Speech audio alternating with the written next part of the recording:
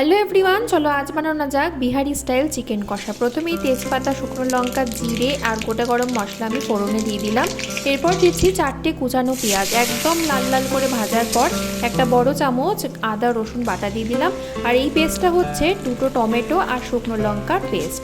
দেখো, এবার মশলাটাকে আমি ভালো মতন কষিয়ে 2 মিনিট জাস্ট কষিয়ে তার মধ্যে দিচ্ছি নুন, হলুদ, জিরে গুঁড়ো, ধনে গুঁড়ো আর সবশেষে কাশ্মীরি লাল লঙ্কার গুঁড়ো রঙের জন্য। মশলাটাকে 2-3 মিনিট কষানোর পর কাঁচা মাংস দিয়ে দিলাম। এবার মশলার সাথে মাংসকে কিছুক্ষণ নাড়াচাড়া করার পর দিচ্ছি গোটা রসুন। এই গোটা রসুনগুলোই এই রান্নার মেন ইনগ্রিডিয়েন্টস।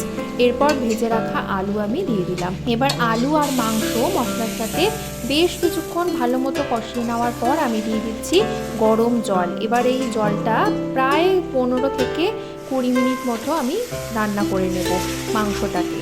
আলু, মাংস আর এই রসুন একদম সিদ্ধ হয়ে আসবে। তারপর দেখো এই ঝোলটা অনেকটাই কমে এসেছে। একদম নামানোর আগে আমি কাসুরি মেথি হাতে একটু ঘষে নিয়ে মাংসের মধ্যে দিয়ে দিলাম। টেস্টটা কিন্তু ভালো আসবে। ঝোল দেখো অনেকটাই মরে গেছে।